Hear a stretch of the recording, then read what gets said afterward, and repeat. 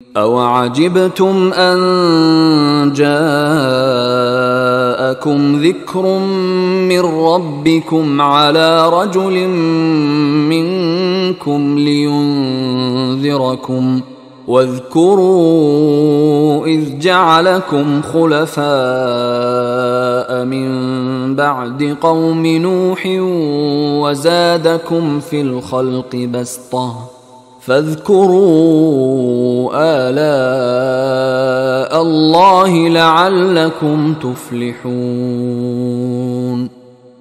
اب عجبتم ان جاءکم ذکر من ربکم علی رجل منکم، کیا تمہیں بہت تعجب ہے اس بات پر کہ تمہارے پاس تمہارے رب کی طرف سے ذکر اور یاد دہانی اور نصیحت آ گئی ہے تم ہی میں سے ایک شخص کے اوپر، لینذرکم، تاکہ وہ تمہیں خبردار کر دے، وَاذْكُرُوا، اور ذرا یاد کرو، اِذْ جَعَلَكُمْ خُلَفَاءَ مِن بَعْدِ قَوْمِ نوح، جبکہ اللہ نے تمہیں قوم نوح کی بربادی کے بعد ان کے نائب بنا دیا، ان کے جانشین بنا دیا۔ قوم نوح کی سطوت ختم ہوئی، اس کے بعد تمہیں اللہ نے عروج عطا فرمایا۔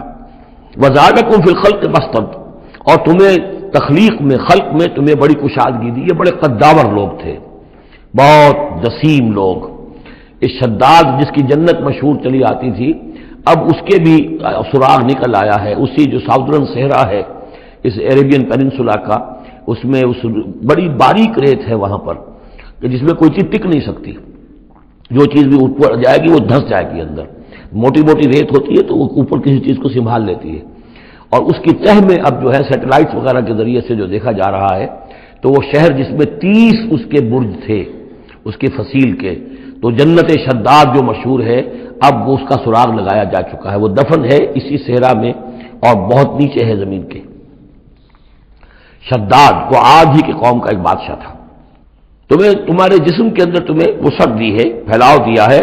فاذکروا آلاء اللہ لعلکم تفلحون، تو اللہ تعالیٰ کے احسانات کو یاد کرو تاکہ تم فلاح پاؤ۔